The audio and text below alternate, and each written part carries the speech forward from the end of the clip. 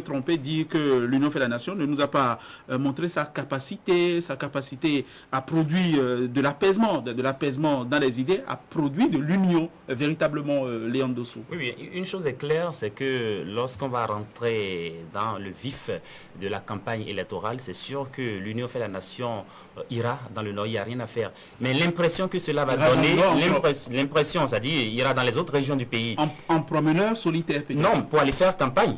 Il n'y a rien à faire, il faut aller demander le suffrage des populations de ces régions-là. Mais l'impression que ça va donner, c'est que ces populations pourraient estimer que bon, on vient vers nous juste parce qu'on a besoin de nos voix.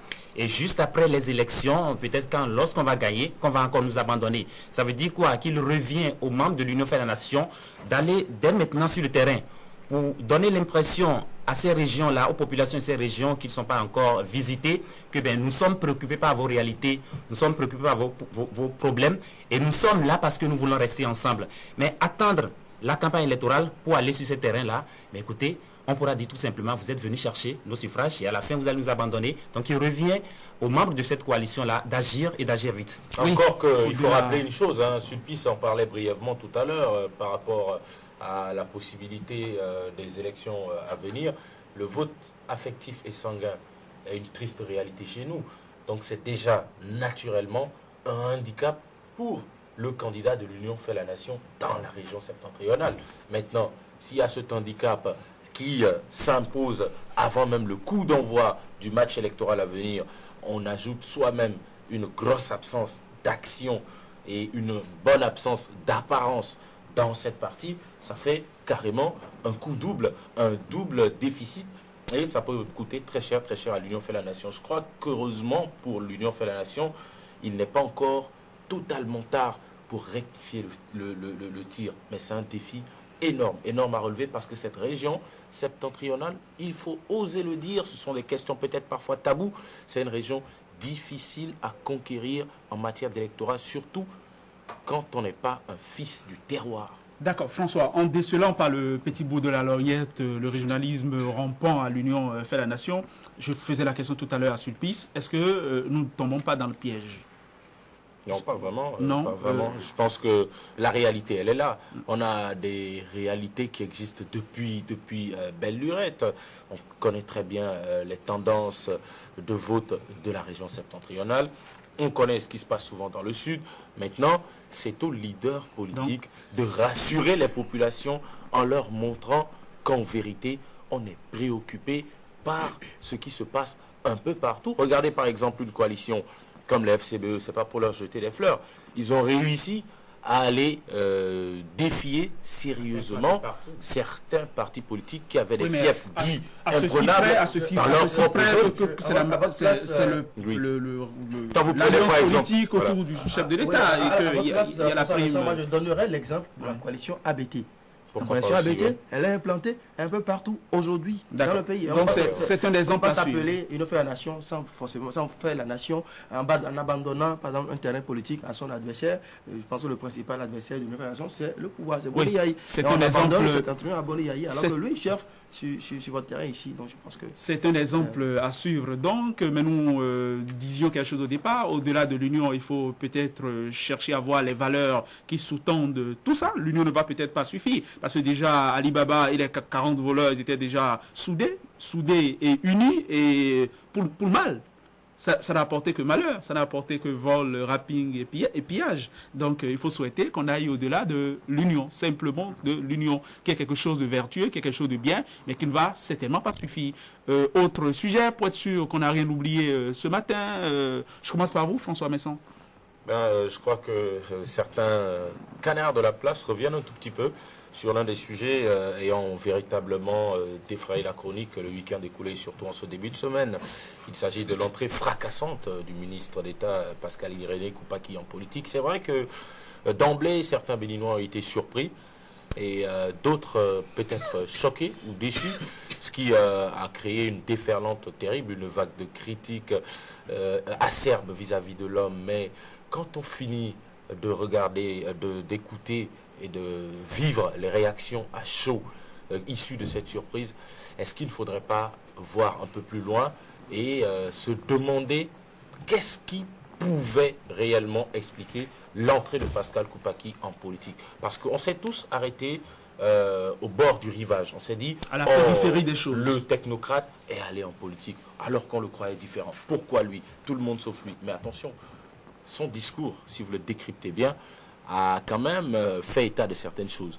Il a dénoncé des anomalies qui caractérisent la classe politique nationale depuis, je vais dire, une quinzaine d'années, notamment l'excès de nerfs de la guerre, ainsi de suite, la fuite des réelles idéologies. Donc, son objectif à lui, dit-il, c'est de réinstaurer l'éthique et la morale dans la politique en prenant la tête de l'UDBN. Maintenant, j'espère véritablement pour lui qu'il aura les moyens de réinstaurer cette éthique et cette morale-là. Et là, on saura finalement qu'il aura fait mentir ceux qui ont cru bon devoir de tirer à boulet rouge. Vous êtes laissé piquer par pique, Pascal René Koupaki. André Dossa, je vous faisais la question d'entrée tout à l'heure, quand il s'est agi de la une des journaux. Est-ce que vous avez les réponses à présent? Est-ce que vous avez compris quelque chose à l'entrée de Pascal René Koupaki en politique, ou est-ce que vous continuez de n'y voir que du feu? Non, moi je veux aller au-delà du discours de Pic, parce que lorsqu'on pose un acte, il faut quand même pouvoir trouver les raisons qui motivent l'acte que vous posez. François a parlé de discours, c'est peut-être déjà entendu. J'avoue que Pascal Koupaki n'a rien dit de nouveau. Il n'y a rien de nouveau dans son discours. C'est ce que nous avons l'habitude d'entendre. Moi, ce qui m'intéresse, et je l'ai dit la dernière fois sur le cours du débat, c'est le gros recrutement opéré par l'UDBN.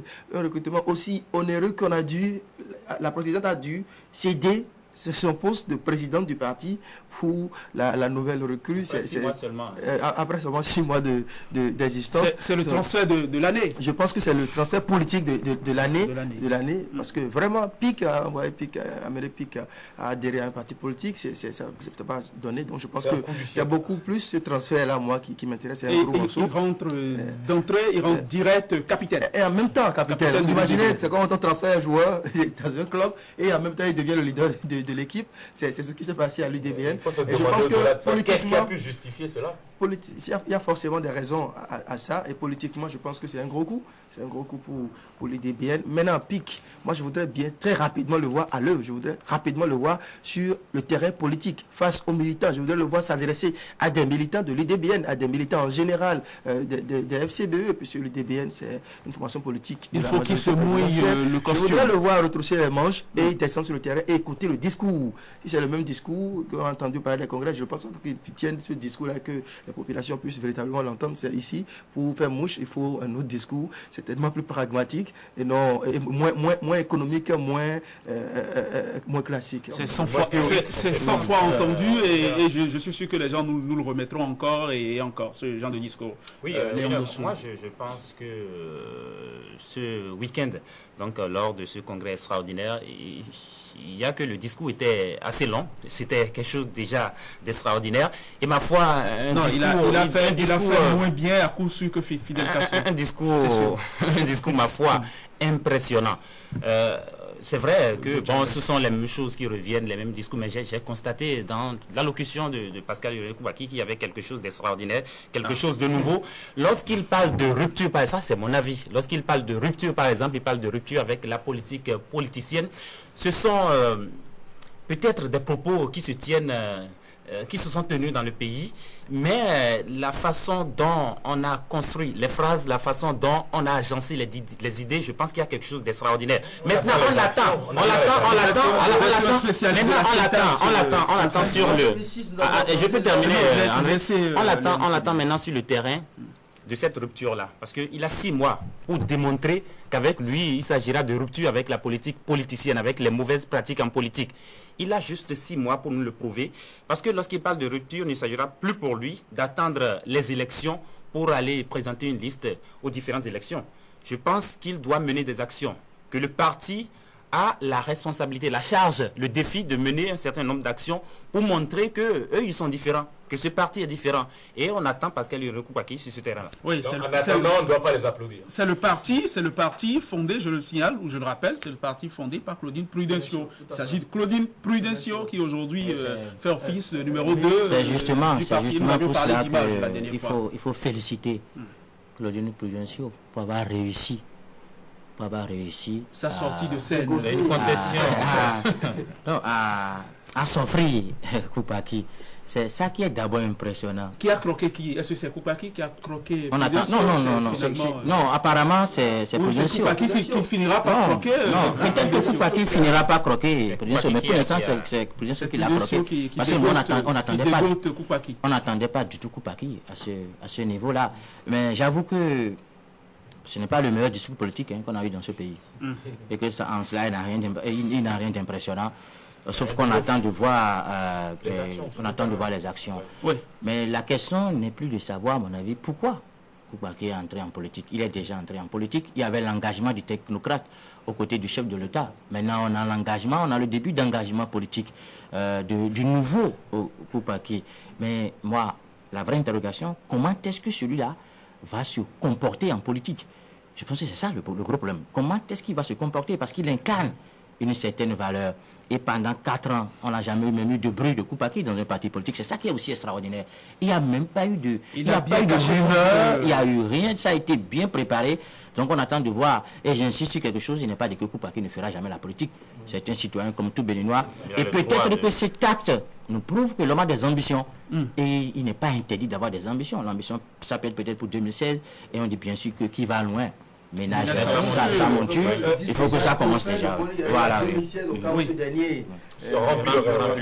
En 2011. Moi, j'ai lu le discours de Koupaki, je l'ai entendu, je l'ai lu à l'endroit et à l'envers et dans tous les sens, et j'ai retenu quelque chose de précis. Il se met dans les habits de maître changeur, de refondateur, il se met dans des habits de rectificateur du changement aussi. C'est quelqu'un qui, je l'ai dit à André tout à l'heure, c'est quelqu'un qui a pris les dehors de Robin Desbois. Maintenant, c'est vrai, il a une gueule d'ange. Mais est-ce qu'il faut lui donner la communion sans confession? Je ne crois pas. Et maintenant, parlant de rectificateur, donc, il y en a qui l'ont dit avant lui, et on sait où ils se retrouvent aujourd'hui. Dans les poubelles de l'histoire. Non, pas dans les poubelles de l'histoire. Ils ne sont pas dans les poubelles de l'histoire. Ils sont dans un groupe parlementaire hostile aujourd'hui, plus ou moins, aux actions du chef de l'État. Ceux qui ont parlé de rectification, du changement. Je fais allusion par exemple à l'honorable Galia, à Sam Atsebou, à Dambi et autres encore. Refondation Koupaki, je pense qu'il est au gouvernement depuis 2006. Et en 2006, on a commencé par entendre rupture. On a commencé par employer l'expression rupture. Est-ce qu'il y a vraiment eu rupture jusqu'à aujourd'hui, ou bien Koupaki a d'abord attendu franchir le pas avant d'opérer cette rupture? Sur ce plan-là, moi personnellement, je pense que Koupaki ne peut, pour finir à mon niveau, je serai d'ailleurs bref, ne peut pas se mettre aujourd'hui dans la peau du rectificateur. Parce que le leader du changement est resté encore là. Parce que pour parler de rectification, ça ne devrait pas être avec le leader du changement. Et là, actuellement, je pense le premier combat. Il y a une clarification à faire. Une clarification à faire. Parce que le premier combat, bon, je crois apparemment, parce que j'ai vu avec lui la directrice de cabinet et notre et aussi membre et Claudine Prudencio, dont on connaît en fait la sympathie. Ça passe un peu inaperçu. Il y a aussi Véronique Boulakacheme. On l'avait jamais vu par le passé. Donc apparemment, c'est un combat, c'est un parti qui va mener le combat Yahi, le combat pro-Yahi.